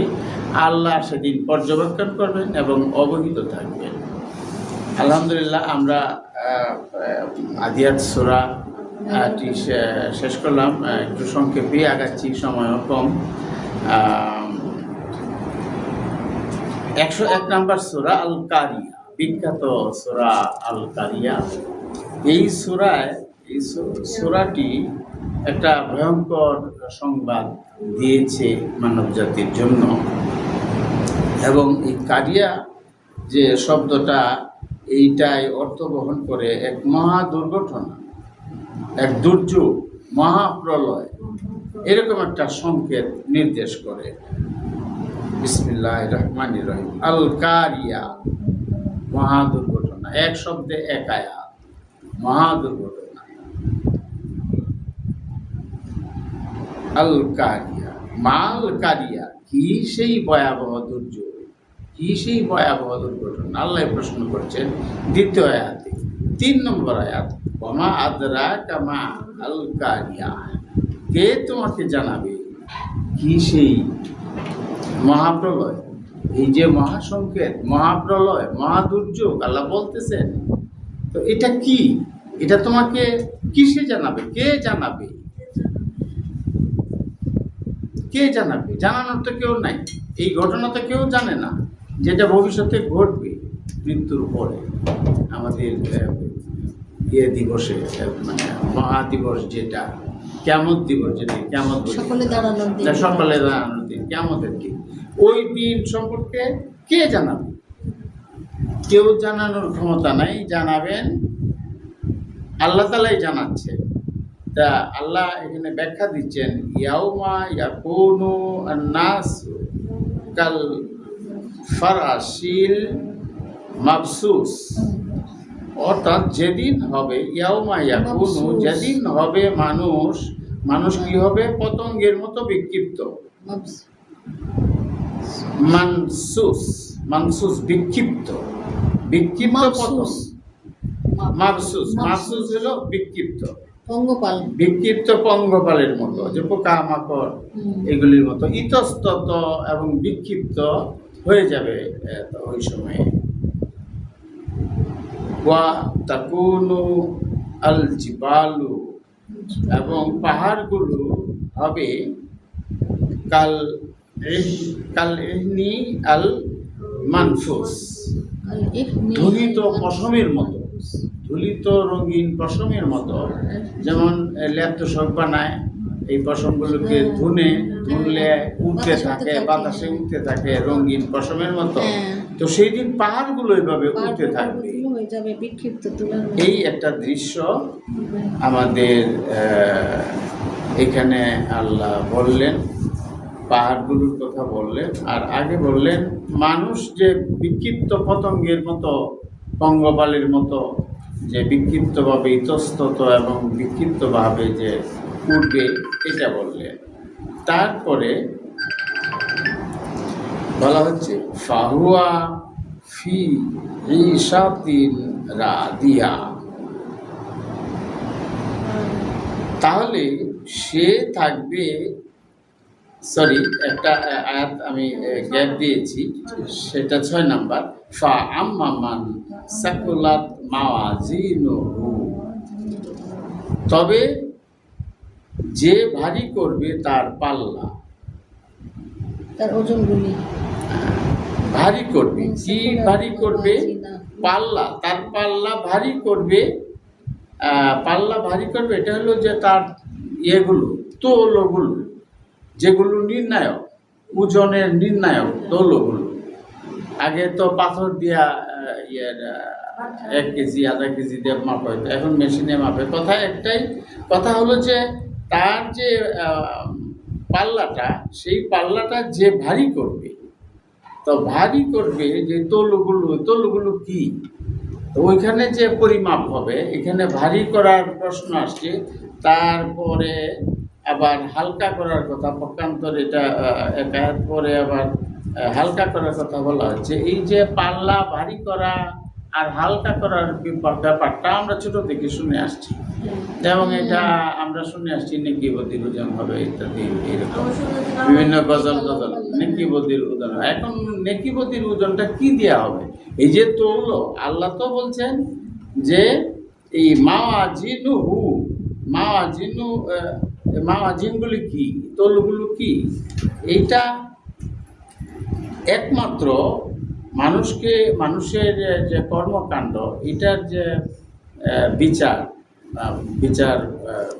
মানে এটার কি বলে, তার যে একটা ইয়ে করা, ভারী হইল না হালকা হইল, এইটা একমাত্র তৌল হলো আল কিতাব, আল কোরআন। এই কোরআনের দ্বারা, এই কোরআনের আয়াতসমূহ আমি কতটুকু মানলাম, কতটুকু পালন করলাম, আর কতটুকু অগ্রাহ্য করলাম, এই তৌল দিয়ে মাপা হবে আমার পাল্লা ভারী হলো না হালকা হলো। তো এই হলো তৌলগুলো। ফাহুয়া ফি ঈশাতিন রাদিয়া, যদি হয়, তৌলগুলি যদি আমার ভারী হয়, তাহলে কি হবে? আমার পরকালীন জীবন যাপন হবে সন্তোষজনক। এখানে ঈশাতিন জীবন যাপন, তাহলে পরকালেও একটা জীবন যাপন হবে, এবং সেই জীবন যাপনে সন্তোষজনক অবস্থায় থাকবে মানুষ, যার পাল্লা ভারী হবে।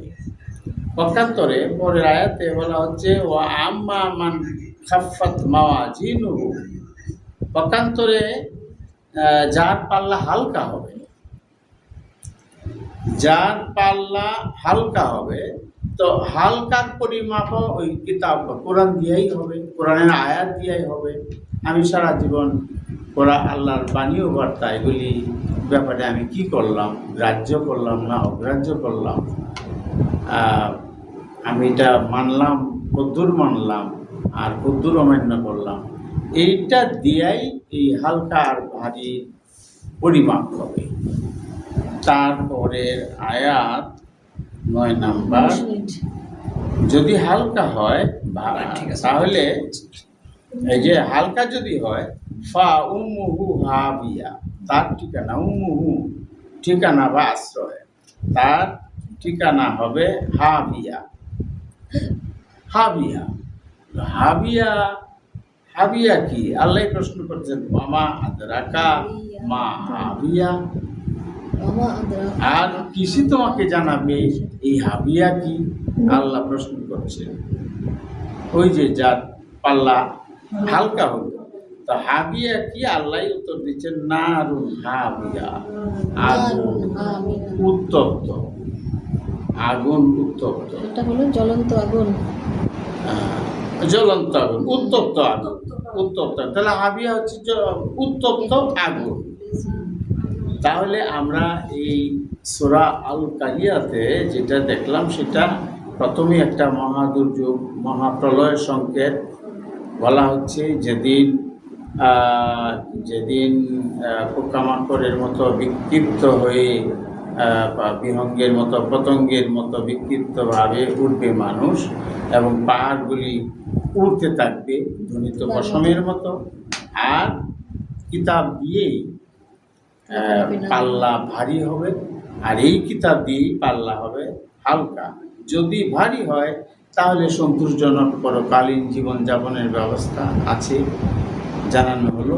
আর যদি হালকা হয় তাহলে তার আশ্রয় হবে গভীর গর্তে। যেমন সুন্দরভাবে বলা হয়েছে তার আশ্রয় হবে গভীর গর্তে। কিসে জানাবে এই গভীর গর্ত কি? তোমাকে কিসে জানাবে? উত্তর হচ্ছে নারুন হাবিয়া, সেই গর্তটা হচ্ছে উত্তপ্ত আগুন। এই হলো মোটামুটি ভাবে আগুন, এটাকে বলা হয় ব্লেজিং ফায়ার। দাও করা আগুন মানে ব্লেজিং ফায়ার, লাস্ট ওয়ান। আচ্ছা, আর এই হইলো। তারপরে সূরা আত-তাকাসুর 8খানা আয়াত। আমি আরো দ্রুত চেষ্টা করবো যাতে 8 ঘন্টার মধ্যে অন্তত যাতে শেষ হয়।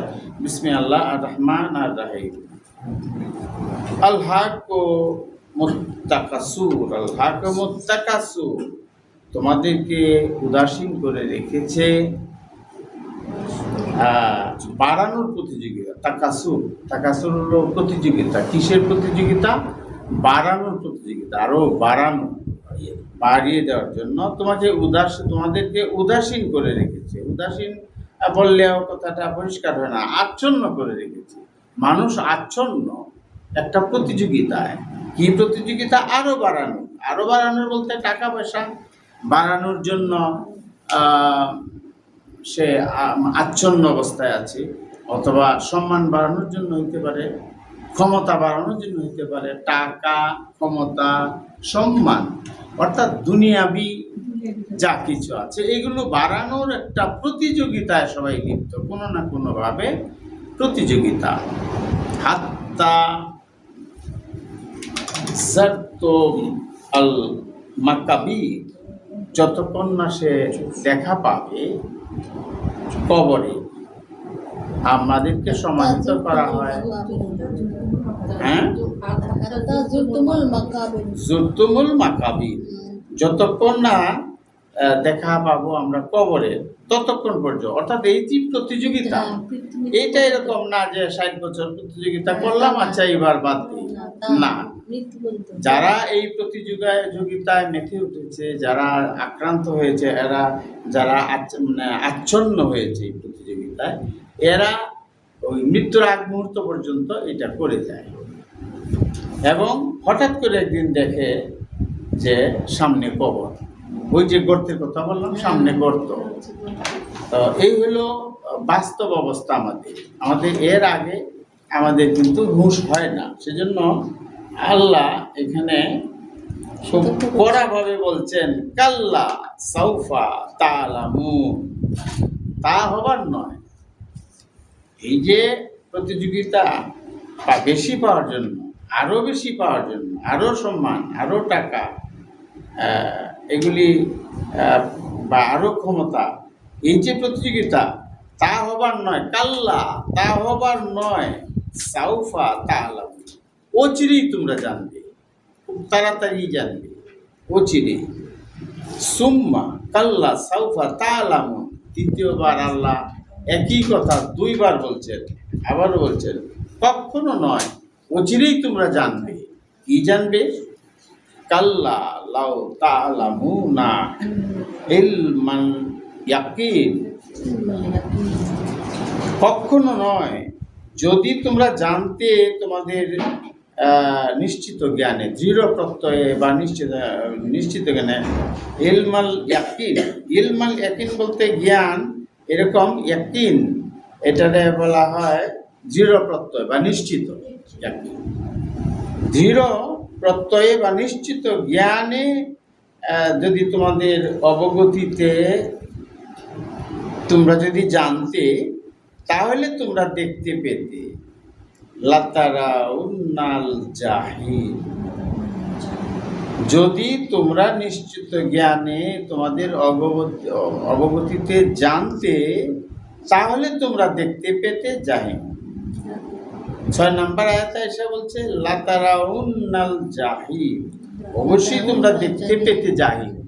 জাহিম দেখতে পেতে, তার মানে কি মৃত্যুর আগেই, দুনিয়াতে থাকতেই জাহিম দেখতে পেতে আল্লাহ বলছেন। তারপরে আবার 7 নম্বর আয়াতে বলে সুম্মা লাতারাউন্নাহা আইনাল ইয়াকিন, এখন আরো এক ধাপ এগিয়ে বলছেন যে তোমরা দেখতে পেতে, তোমরা দেখবে, এটা চাক্ষুষ প্রত্যয়ে, মানে চোখে দেখার বাস্তবতায়। আগের আগের আগের ইয়েতে বলা হয়েছিল ইলমাল ইয়াকিন, অর্থাৎ নিশ্চিত জ্ঞানে, নিশ্চিত জ্ঞানে তোমরা জানতে পারতে। পরের আয়াতে বলছেন যে দেখতে পেতে জাহিম, আর এরপর বলছেন এরপর অবশ্যই তা দেখবে তোমরা ইলমান ইয়াকিন, তার মানে চাক্ষুষ প্রত্যয়ে, সরি আইনাল ইয়াকিন। আগে বলছিল ইলমাল ইয়াকিন, অর্থাৎ নিশ্চিত জ্ঞানে ইলম, আর এখানে এসে বলছেন যে আইনাল ইয়াকিন, মানে চাক্ষুষ প্রত্যয়ে, যেটা চোখে দেখার মতো।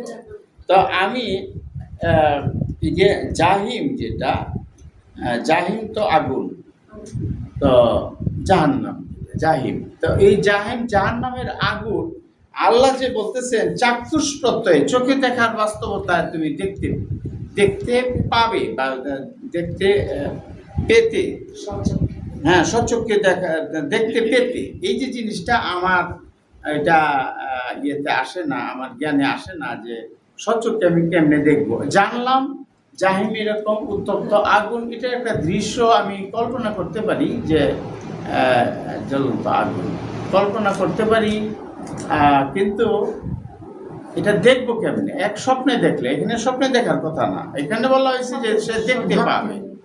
তাহলে এইটা আমি সাক্ষী পেয়েছি কয়েকজনের, তারা জ্বলন্ত আগুন দেখতে পায়, হ্যাঁ দেখতে পায়। এইটা হলো এটা একটা চর্চা সাধনার ব্যাপার, চর্চা সাধনার ব্যাপার, দেখতে পায়। সাক্ষীও শুনেছি, আর বড় সাক্ষী আল্লাহ নিজে বলছেন যে তুমি আইনাল ইয়াকিন, তোমার চাক্ষুষ প্রত্যয়ে, তোমার সরাসরি চোখে দেখার বাস্তবতায়, বাস্তব চোখে তুমি দেখতে পারবে। তো আল্লাহ বলছেন, আত্মবিশ্বাসের প্রশ্নই আসে না। আর ভাই বোনদের কাছে, সিনিয়রদের কাছ থেকে শুনেছি যে তারা দেখে, এই আগুনটা দেখে। তা এখন আমরা যদি এই চর্চা করি, তাহলে আমাদের যে অবগতিতে আপনার এই জিনিসটা কোরআনের যে জ্ঞান, সেই জ্ঞানের ভিত্তিতে, সেই অবগতিতে যদি কল্পনা করতে পারি, বুঝতে পারি, চিন্তা করতে পারি, চিন্তা গবেষণা করি, চর্চা করি, তাহলে আল্লাহ, এটা তো অনেকটা আল্লাহর প্রতিশ্রুতির মতো, আল্লাহ দেখাবেন, আগুন জাহিদ দেখাবেন। সর্বশেষ আয়াত, সুম্মা লা তুসআলুন্না ইয়াউমাইজিন আনিন নাঈম,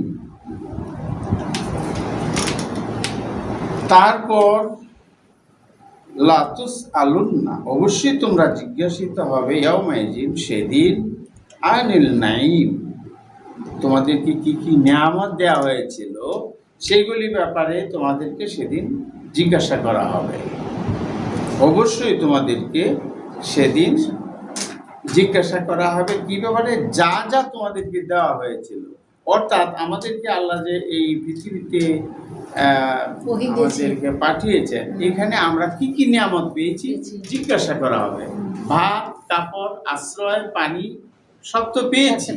সবচেয়ে বড় নিয়ামত হলো যে আল্লাহর কোরআন, আমরা বার্তা, পানীয় বার্তা আমরা পেয়েছি, এবং এই পৃথিবীতে আমরা আমাদের যে মানব দেহ দিয়েছেন, একটা মানে সর্বোত্তমভাবে তৈরি করে আমাদেরকে পাঠিয়েছেন। অন্য কোনো প্রাণীকে এইভাবে তৈরি করা, কোরআনে আমরা জানতে পাই যে আল্লাহ কিভাবে মানুষকে তৈরি করেছেন নিজ হাতে। 2 হাতের কথা বলছেন, 2 হাতে চোখ দিয়েছেন, কান দিয়েছেন, বুদ্ধিবৃত্তি দিয়েছেন, অন্তর দিয়েছেন। সেই অন্তর তো চিনি না। তো এই হলো সবই নিয়ামত আল্লাহ। সর্বশেষ হলো যে আল্লাহর যে কোরআন, আল্লাহর যে মেসেজ, আল্লাহর যে বাণী বার্তা, এটা দিয়েছেন, বড় নিয়ামত। এগুলো জিজ্ঞাসা করা হবে। এই সূরার সর্বশেষ কথা এইটাই যে সেদিন অবশ্যই জিজ্ঞাসিত হবে তোমরা সেই সম্পর্কে, যা যা তোমাকে দেওয়া হয়েছে, যা যা দেওয়া হয়েছে জিজ্ঞাসিত আমি হব। সেটাই হিসাবের দিন, সেইটি মহাদিবস। তো মোটামুটি আল্লাহ এভাবে বলছেন যে তোমরা অবশ্যই জিজ্ঞাসিত হবে তোমাকে কি কি নিয়ামত দেওয়া হয়েছিল, তারপর তোমাকে যে ওহীর নিয়ামত দেওয়া হয়েছিল সেই সম্পর্কে আমাকে জিজ্ঞাসা করা হবে। সেই ওহীর নিয়ামত তুমি পালন করনি, নিজে অন্তরে অন্তস্থ করে আসনি, তাহলে কি করছিলা সেদিন, কি করেছিলাম? যাই হোক, আলহামদুলিল্লাহ। 3 নম্বর আয়াতটা একটু জানতে চাই যে 7 নম্বর আয়াতে বলছে যে তুমি চাক্ষুষ প্রত্যয় দেখতে পাবে, মানে আমার ভোগ সহকারে দেখতে পাবো। আমি তখন ভুক্তভোগী, সেই দেখাটা না, বিষয়টা এরকম না, এরকম না। 7 নম্বরে যেটা বলছে, এখানে দেখা সুম্মা লাতারাউন্নাহা, সুম্মা লাতারাউন্না, এরপর অবশ্যই তোমরা দেখবে আইনাল ইয়াকিন, চাক্ষুষ প্রত্যয়, চোখে দেখা বাস্তবতা। অর্থাৎ আমি যে দেখবো, যেমন এখানে বসে আমি এখানে বসা এখন ওই জেদ্দার এয়ারপোর্টটা আমি এখানে বসা আমি দেখতে পারি। কেন দেখতে পারি? আমি ওইখানে গিয়েছি, দেখেছি, এখন আমি এটা দেখতে পারি। আর যদি আমি না যাই তাহলে আমি সেটা কেমনে দেখবো? ওইটার একটা চিত্র লাগবে। আমরা উপন্যাসে যখন পড়ি যে ঝড়ের রাত, গাছপালা ভাঙতেছে, তখন চোখে একটা দৃশ্য ভাসে। আমরা কোরআনে আমরা কোরআন পড়ে আল্লাহ আমাদেরকে জানাইছেন যে সেই আগুনের গর্ত, উত্তপ্ত আগুনের গর্ত এরকম, জাহিম এরকম জানাইছেন। তো এর প্রেক্ষিতে আমরা তো আমাদের চোখে ভাসবে এটা। আগে বলছে, আগে জ্ঞান দ্বারা দেখতে পারবে। এলমিন ইয়াকিনে দেখতে পারলে তারপরে আমার চোখে ভাসবে এই আগুনটা, জাহান্নামের আগুনটা আমার চোখে ভাসবে। এটা আমি উপভোগ করব না, কিন্তু আমি কোনো কিছু দেখতে পারলে যে বিষয়টাকে জানতে হয় আগে। আলহামদুলিল্লাহ, ধন্যবাদ সবাইকে। রেফারেন্স ছাড়া আমি আসলে দেখতে পাচ্ছি।